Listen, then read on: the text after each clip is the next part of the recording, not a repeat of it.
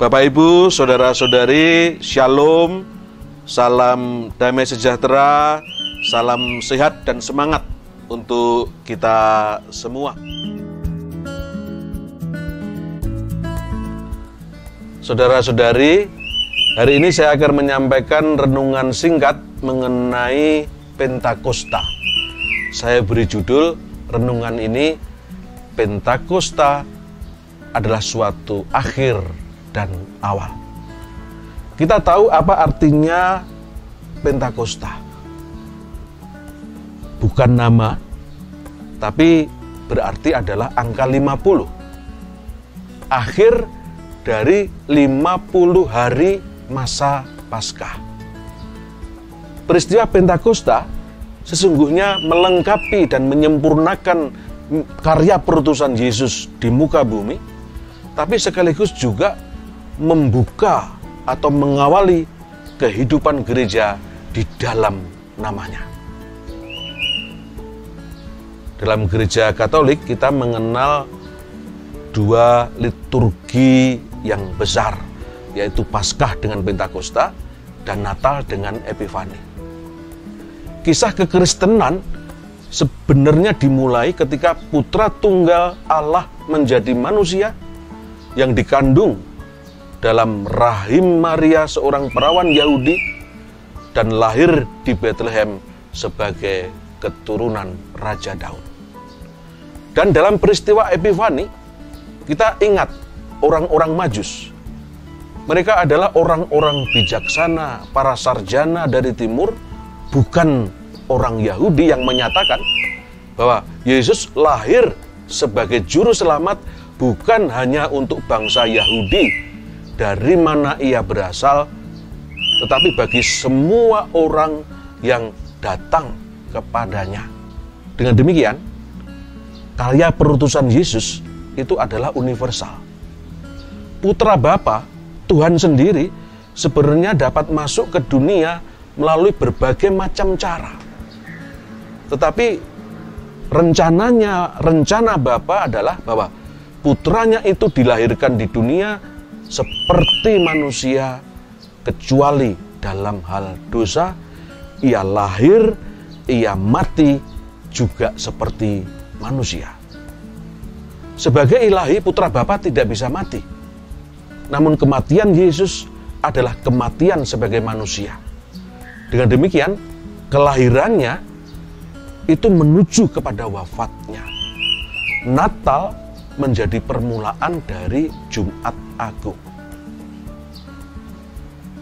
Hari di mana Yesus lahir adalah penuh sinar cahaya, penuh dengan sukacita, disertai nyanyian para malaikat hosana. Dan kematiannya adalah gelap gulita, suram, dan penuh derita. Namun kita menyebut kematian Yesus itu sebagai Good Friday, Jumat Agung.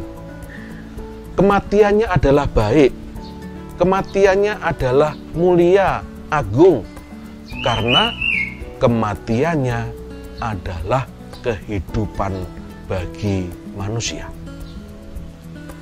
Yesus yang wafat di kayu salib adalah bagaikan seorang wanita yang mati karena melahirkan anaknya.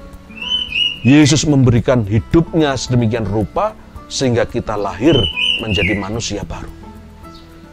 Tradisi agung kita yang berasal dari pengajar dan bapak gereja zaman perdana adalah bahwa dari sisi Kristus disimbolkan oleh darah dan air yang terlahir dari kematiannya, gereja yang menerima bagian dalam hidup ilahinya melalui kebangkitannya.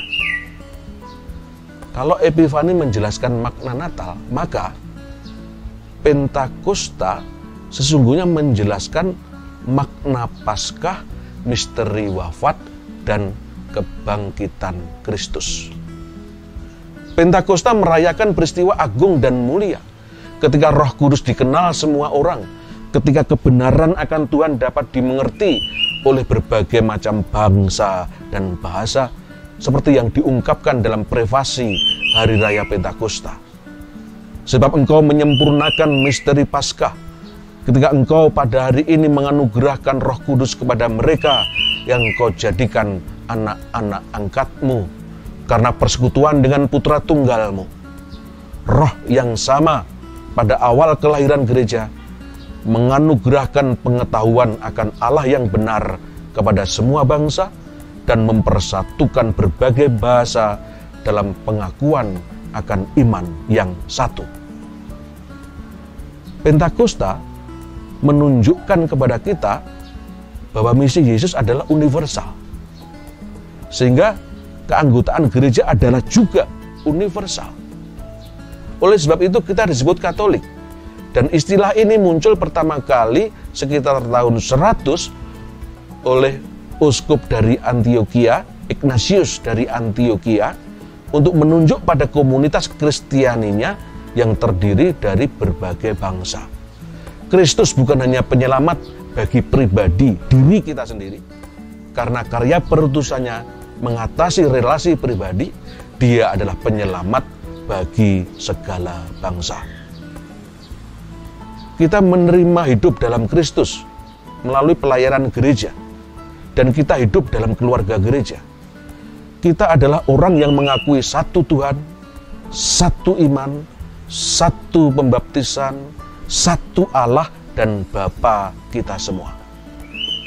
Pentakosta mengakhiri misi Yesus di dunia dalam kemanusiaannya, tapi menandai permulaan hidup dan misi Kristus di dalam gerejanya. Gereja sekarang adalah tubuhnya, tubuh mistisnya. Gereja adalah tubuh mistisnya dipenuhi Roh Kudus yang merupakan jiwa gereja. Melalui Rohnya yang memenuhi seluruh gereja dengan hidup dan kasih, Yesus Kristus setia dengan janjinya, ketahuilah bahwa aku menyertaimu senantiasa sampai akhir zaman. Saudara-saudari, Yesus telah naik ke surga. Namun dalam perayaan Pentakosta ini, dia mengutus Roh Kudus-Nya sehingga dia selalu bersama kita dan selalu ada di dalam gerejanya yang satu, kudus, katolik, dan apostolik. Satu, Kristus mendirikan satu gereja, bukan kumpulan gereja-gereja. Seperti dalam Roma bab 12 ayat 5, di dalam Kristus kita sekalipun banyak adalah satu tubuh. Gereja yang kudus. Kudus bukan karena anggotanya tidak berdosa, bukan karena anggotanya suci, tapi karena dibangun oleh Allah sendiri, yaitu Yesus Tuhan yang adalah Maha Kudus. Gereja yang Katolik atau universal. Gereja yang dianugerahkan Yesus adalah bagi semua bangsa. Matius bab 28 ayat 19 sampai dengan 20, pergilah ke seluruh dunia dan jadikanlah semua bangsa muridku.